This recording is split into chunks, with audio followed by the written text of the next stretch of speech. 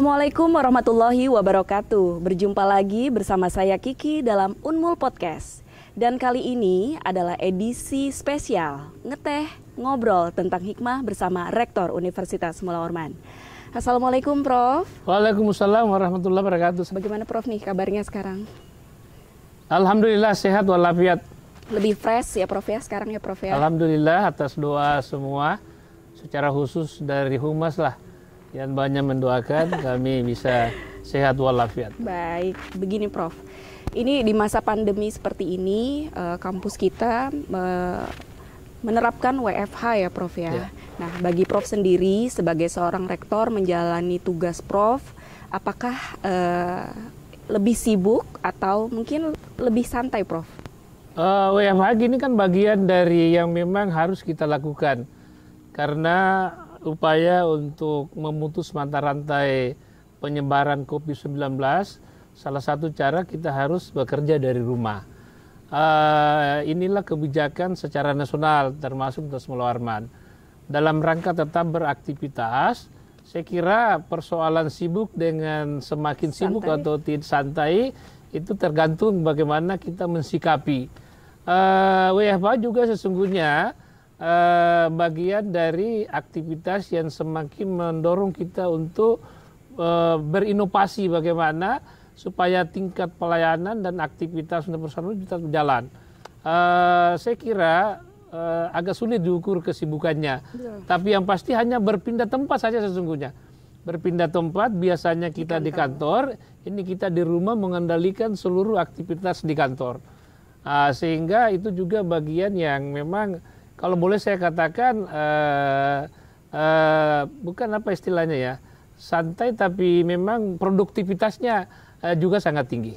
Artinya tetap jalan. Tetap jalan. Artinya di situ ada inovasi-inovasi dari personal itu sendiri ya Prof ya. Siap. Baik Prof. Mungkin ada kelebihan nggak sih Prof dan ataupun kekurangan dari WFH itu sendiri? Sesungguhnya kalau kita mau kita tidak bisa melihat dari sisi kekurangan dan kelebihannya. Cuma yang ada hikmah tersendiri dari WFH ini, terdorong semua orang untuk belajar IT dengan bagus. Ya, benar. Belajar dengan IT yang bagus karena memang harus dituntut untuk itu. Yang tadinya selama ini ya terutama yang dosen-dosen senior itu ya agak sulit untuk melakukan aktivitas dengan pembelajaran IT, sekarang semuanya sudah bisa. Berarti hikmahnya ada bahwa siapapun dituntut untuk mempunyai kemampuan untuk memahami IT dengan bagus. Berarti semakin termotivasi untuk terus belajar ya Prof ya. Baik, berkaitan Prof dengan pemberitaan atau diagnos COVID-19 yang sempat terjadi oleh Prof sendiri, Prof dinyatakan positif. Apakah ada Prof gejala? Apakah ada gejala yang Prof rasakan? Jadi begini, saya ini sesungguhnya agak satu minggu sebelum dinyatakan positif itu saya sudah periksa swab dengan wakil rektor dan semua dekan. Saya dinyatakan negatif. Bahkan itu sangat bersih menurut laporan dari hasil swab saya. Tetapi ya itulah namanya takdir atau mungkin ujian dari Allah Subhanahu wa taala. Begitu juga ibu juga sudah periksa juga negatif. Tetapi hari Jumat sampai Senin itu dia ada gejala ibu dulu ini supaya tahu kenapa saya kena gitu. Ibu itu kena sampai ada gejala-gejalanya, dia swab lagi hari Senin dinyatakan positif. Saya pikir karena kami satu rumah, satu kamar, bahkan satu tempat tidur, tentu juga ini akan bisa berpengaruh. Saya minta ke lab Universitas Mula Warman untuk swab saya, ternyata dia bilang jangan dulu Prof, jangan dulu hari Senin ini, nanti hari Rabu, bisa saja nanti hasilnya positif negatif palsu. Akhirnya hari Rabu, saya sesungguhnya kalau mau dibilang rasanya sih ya gejalanya sangat sedikit lah, bukan juga gejala sih kalau menurut saya. Tapi ternyata hasilnya keluar tengah malam itu ya saya dinyatakan positif.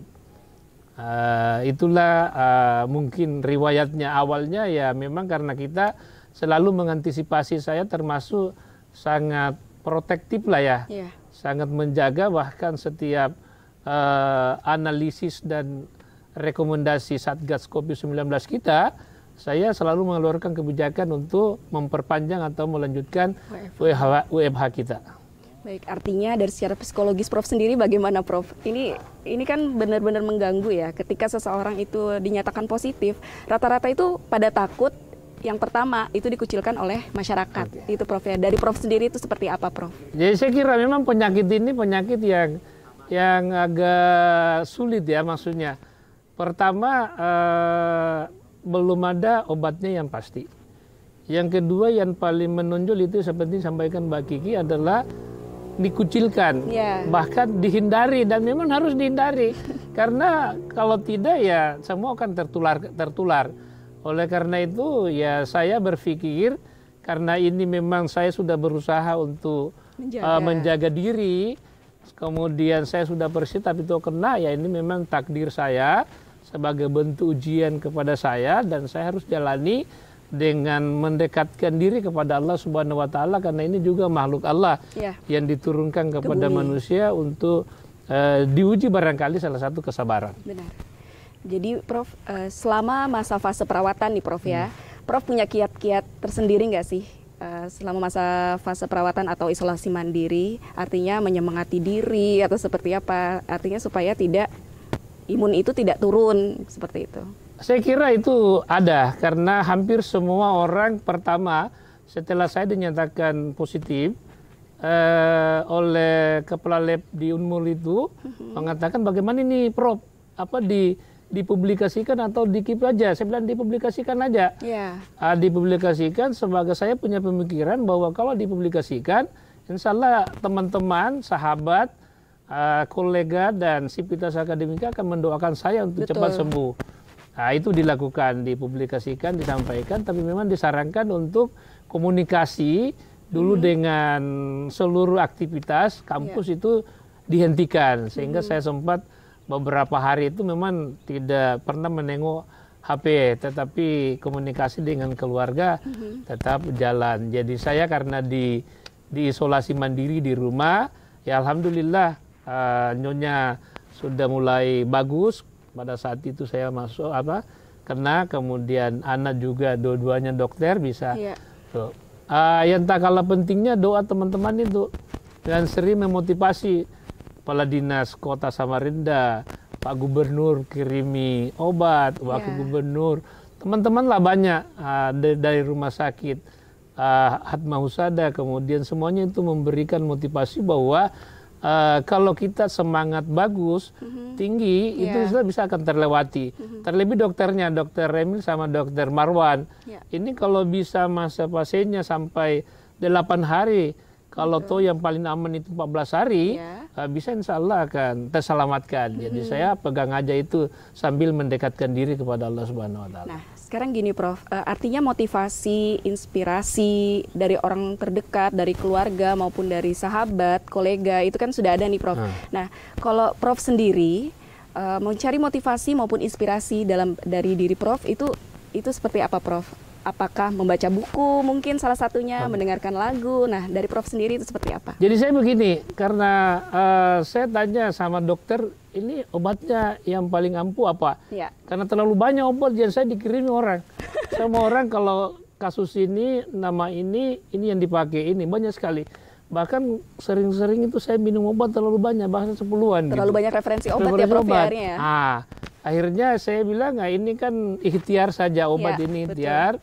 Tapi semuanya Allah. Jadi saya itu justru banyak ya mendekatkan diri dengan, karena penyakit ini kan susah tidur.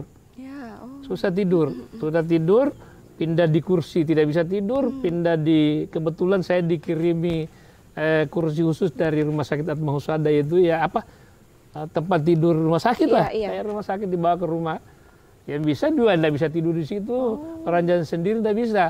Akhirnya ya saya salah satu jalan yang paling baik mendekatkan diri ya saya mengaji. Saya banyak mengaji, termutar-mutar dakwah-dakwah, kemudian yang tak kalah pentingnya adalah sepanjang malam itu adalah ada kan di YouTube itu ngaji tak pernah berhenti itu ya, semua full itu pokoknya sampai satu Al-Quran lah, itu aja saya putar setiap malam. Ya, Masya Allah. Kemudian Prof, selama masa Prof melewati fase perawatan, artinya kan ada isolasi mandiri juga ya Prof ya. Komunikasi dengan keluarga, apakah ada kendala Prof? Di isolasi mandiri tidak ada komunikasi kendala karena kan komunikasi kan bisa lewat HP sekarang. Kemudian yang kedua, di tempat saya di isolasi itu kan di Rujab ada aula yang memang saya suruh buka anunya, samblasnya apa kayak itu yang menutupi kaca itu. Jadi cucu saya dan anak-anak dari jendela itu ada melambai gitu lah. Ya, kalau mau ketemu, mau lihat, nah, itu seperti itu. Tetapi keluarga masuk ke ruangan saya itu memang pada posisi semua menggunakan APD yang memang ya kita katakanlah pada sisi isolasi mandiri, alhamdulillah termasuk dokter-dokternya juga seperti itu. Apakah ada hal lain Prof pada saat fase penyembuhan? Mungkin ada hal-hal yang Prof rindukan nih. Mungkin tadinya biasa aktivitas sebebas-bebasnya, tapi tiba-tiba dalam waktu tertentu Prof harus dalam satu ruangan sendiri, tidak ada interaksi. Ya, itu seperti apa Prof? Jadi itu memang agak sulitnya karena harus di dalam ruangan sendiri. Yang kita selama ini super sibuk, barangkali kalau sangat banyak tamu, banyak teman, banyak yang dipikirkan, tapi itulah ikhtiar kita kalau mau sembuh harus memang untuk urusan yang selama ini aktivitas rutin harus dihentikan dulu, masuk kita ke fase penyembuhan, itu saran dokter. Sehingga ya saya lakukan semua itu. Tapi ada yang paling menarik sesungguhnya, selama saya itu semua makanan-makanan ya, kuliner yang ada di Samarinda yang nikmat-nikmat, yang selama ini pernah saya nikmati, saya justru terdorong minta untuk dibelikan gitu. Jadi apa banyak, itu, Prof? Salah satunya misalnya saya kan dulu senang makan ayam goreng Banjar misalnya, soto Banjar, bubur Banteng misalnya, bubur Samarinda, kemudian gado-gado, macam-macam lah, termasuk ayam goreng macam-macam lah, termasuk makanan-makanan kampung yang dulu waktu saya di kampung yang karena dokter pesan kepada saya, salah satu juga mempercepat kesembuhan ini adalah upayakan untuk usapan gizi tetap ada masuk. Jadi jangan hanya mengandalkan obat, vitamin, tapi juga harus bisa makan dengan bagus. Ya alhamdulillah, saya kan terus terang ini termasuk orang yang kalau bisa dikatakan hampir tidak pernah sakit separah itulah, atau jarang tidak pernah masuk rumah sakit. Tiba-tiba kena sakit yang sangat menakutkan dan tidak ada obatnya, ya memang harus punya kiat khusus lah. Ya, salah satunya tadi itu saya, ya alhamdulillah selama masa fase isolasi itu saya bisa khatam Al-Quran 2-3 kali. Masya Allah.